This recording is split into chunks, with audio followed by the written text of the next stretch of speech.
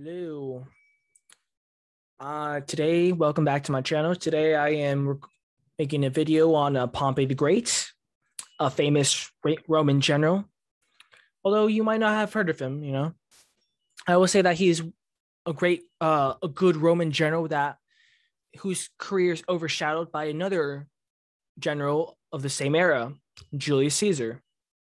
However, I want to look at one of his good battles. As you know, if you know your history, Julius Caesar defeated Pompey decisively at the Battle of Pharsalus. However, you also know that Pharsalus was not an easy win, and that it could have easily went the other way, and Julius Caesar would have met his end. And today in this video, I want to talk about how Pompey actually beat Caesar pretty much before and during the Battle of Pharsalus, and why, as a general, he should be given praise, such as Caesar, for his abilities, just as a general, his generalship. So to give some background, Pompey the Great, Pompeius Magnus, was a general who rose up in the ranks during the time of Sulla, the famous Roman dictator, other than Caesar, I think. And he was a very skilled general.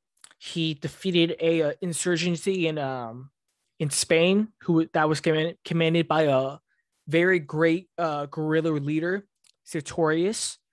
Pompey the Great was great at maneuvering his armies, which allowed him to win victories against the King Mithridates in Asia Minor. He also campaigned pretty greatly against the pirates, because piratry was it was a big issue in Rome. Remember that Julius Caesar in his early years was kidnapped by pirates, But Pompey, he managed to put down the pirates, and the pirates would not be a very major power, or very major rodent of Rome for a few centuries, or at best a few centuries, or at worst during the time of Pompey. Anyways, as you know, Caesar was also a good general. Caesar won great victories in Gaul and also Britain as well. And he was a pretty damn good general. However, Caesar wanted more than to be a good general. He wanted power in Rome, to be the top man in Rome. But unfortunately, the top man in Rome was already filled by Pompey. But it didn't matter. Caesar, he challenged the Senate, which was full of corrupt men at this time, the Senate, and they went to war. There's more to the story, but I don't want to talk more about it. It's this is pure Pompey. So Julius Caesar is at war with the Senate. So the Senate at this time needs to choose a strong man, and there's no better man than Pompey. Oh yeah, I forgot about the whole triumvirate, but it doesn't matter. It doesn't matter. But Pompey, the problem with Pompey was that even though he was a great general, he hadn't seen really that much action for at least a decade, 10 years, I think. And Caesar's army was full of veteran legions. And I think some of those veterans were the veterans of Pompey, but I don't know. So Pompey is faced with a challenge here. He has two options. First, he has to form an army, yes. But he also needs to decide whether to face Caesar now or hold back, because raising armies take time. But Pompey chose the latter. Well, I forgot what the latter was, but he chooses to avoid battle with Caesar. even though Caesar isn't, because at this time Caesar has crossed the Rubicon, which is basically a river in central Rome. He was very close, and Pompey could not raise enough legions, so he decides to head to the east in Greece, because in the Far East was where he got his power. It's where he beat his enemies and where he got all these kings to pledge their allegiance and arms and money to to him personally. So Pompey takes the Roman Senate and they go to Asia, Asia Minor in Greece.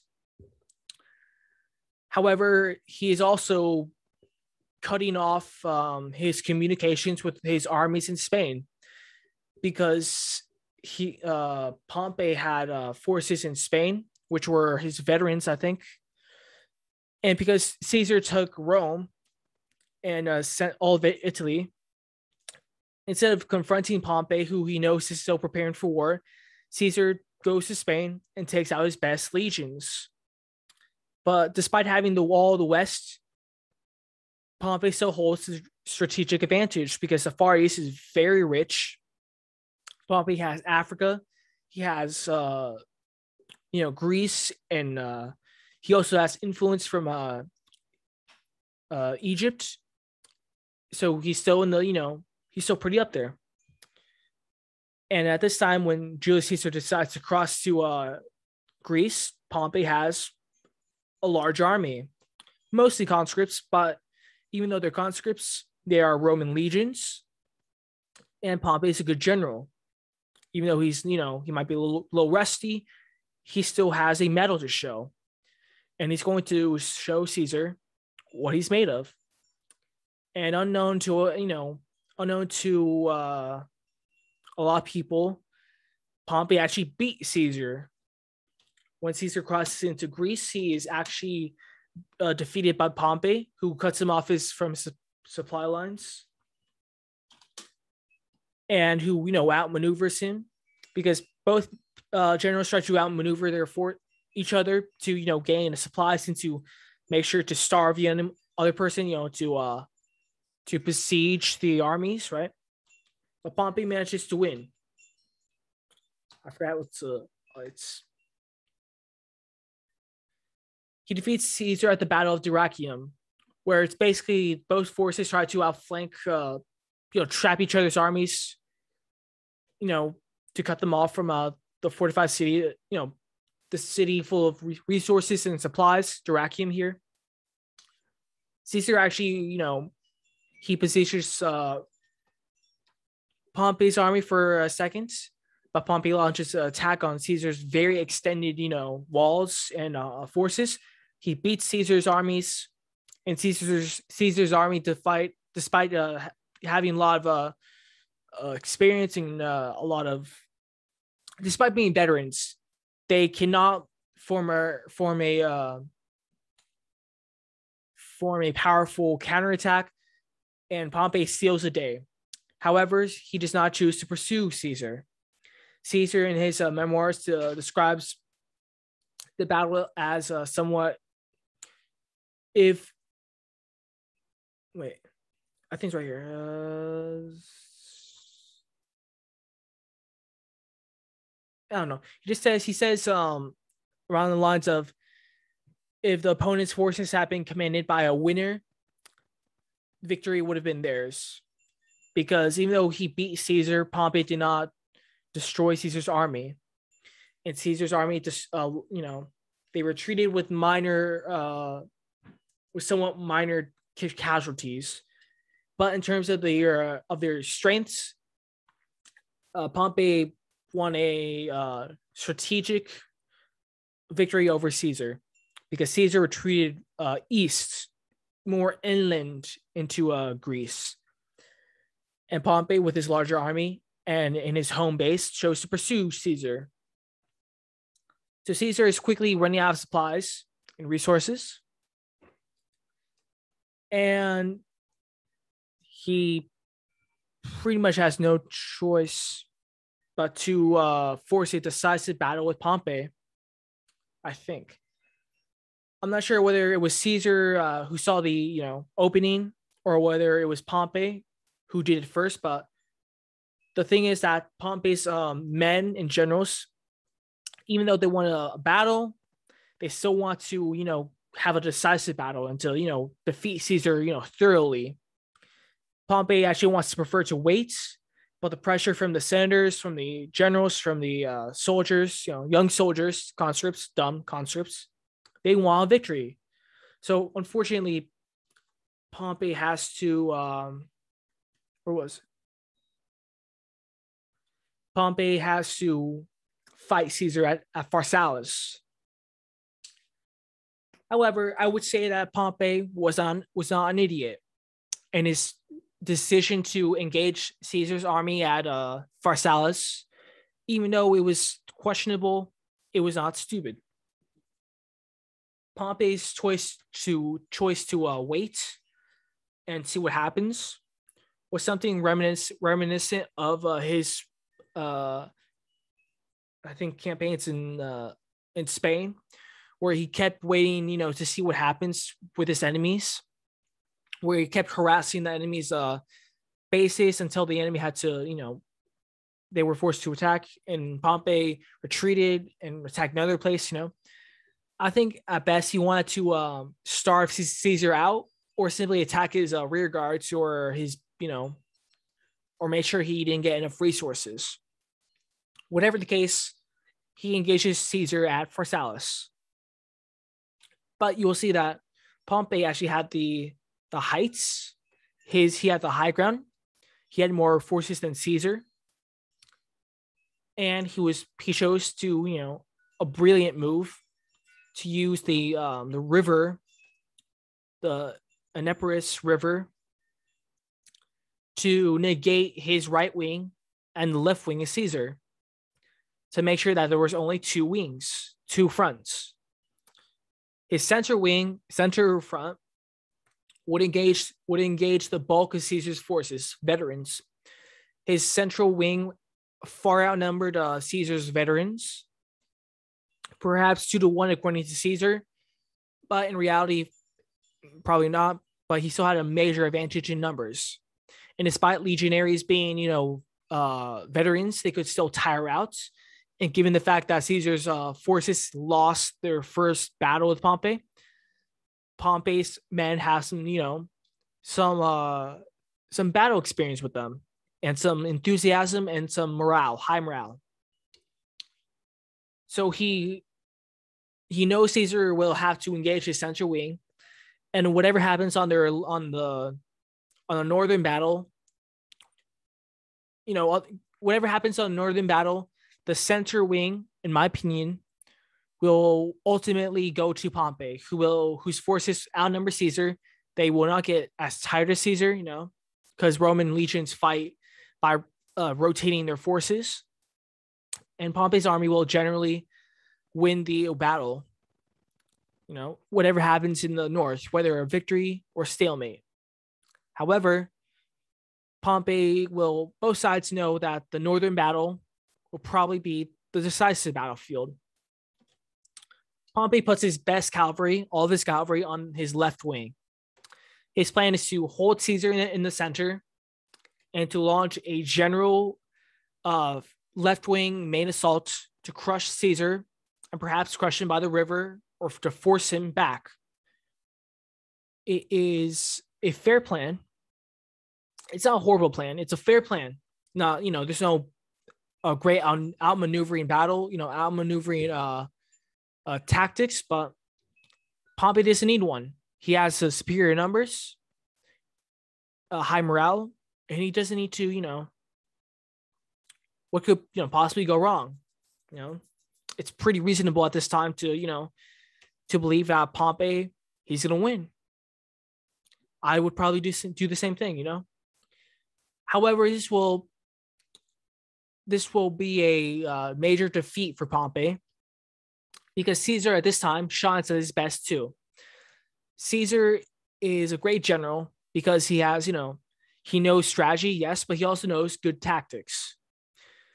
He knows that he's outnumbered, and his central wing, despite, some reformation when they get real up close and, once again, launching themselves, He knows whatever happens in the center wing will probably be a Pompeian victory if he doesn't do anything decisive in the north. So Caesar sends his cavalry to engage Pompey's cavalry, outnumbered, right? He knows that his cavalry will probably be beating back. But before that, he sends behind those cavalry a screen of slingers, or I think slingers or Romans with javelins, like spears, lancers. And if you don't know your warfare that much, you'll know that tactic, spears, javelins, that's a pretty KO moment for the cavalry. That's the ultimate blow to cavalry. So the cavalry engage in the north. Pompey's cavalry is they defeat Caesar's cavalry. They push them back, but when they engage with the spearmen of Caesar's armies, they lose. And Pompey's great wing, great a fist to crush Caesar, suddenly flees. Because if you don't know about cavalry, you know that when they're broken, cavalry is broken, it's going to be a lot harder for them to reform, It's not like soldiers where they are, they're pushed back. Soldiers, when they're broken, they can, compared to cavalry, they have a better chance of reforming and, holding back. They can at best slow down the enemy when they're broken, Cavalry, no, when they're gone, they're gone. They run away.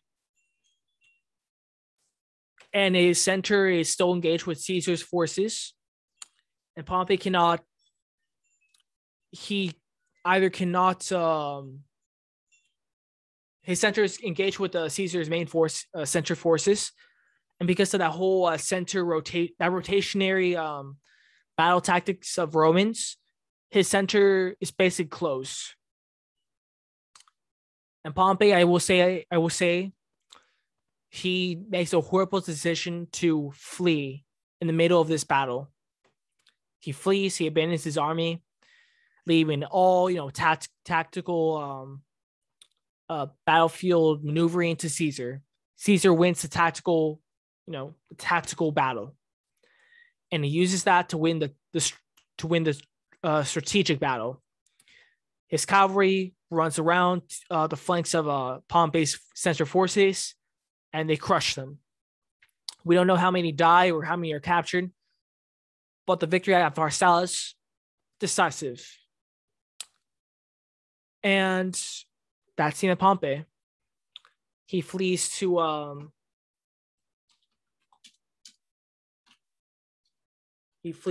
Egypt because Egypt its king had an oath or some sort of agreement with Pompey to give him some forces, perhaps an army, money, and they betray him. And Pompey is killed, I think, in front of his family and wife who are on another boat. He's killed, and he's also beheaded, and he's dead. He is later buried by an old veteran of his armies, so he's RIP. Now, Pompey is portrayed as the tragic hero because in the aftermath, people who didn't like Caesar, they wrote Pompey in as a tragic hero who's defending the Senate from Caesar and who was crushed by Caesar's ambition. Probably not, is not probably not the truth, but it's a good story. But this video is meant to explain that Pompey, he tried his best. His decision to leave Rome in the hands of Caesarians, right? It was pretty much the good call. He beat Caesar at Dyrrhachium, and he had Caesar in his hands. And despite his allies telling him to engage Caesar, Pompey was not stupid, and he tried his utterly best. He tried his best to defeat Caesar. His tactics were pretty fair. They were pretty average, But unfortunately, Pompey, he underestimated how Caesar would also implement his tactics. And unfortunately, Pompey, he lost.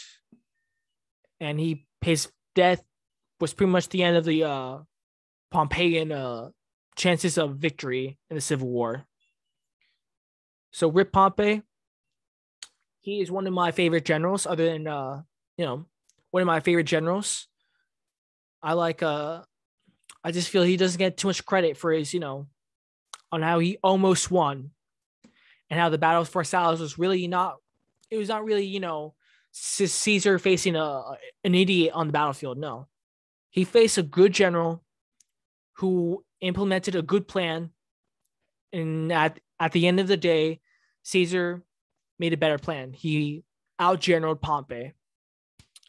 And Pompey, unfortunately, lost the battle and he lost the war. So, rip Pompey.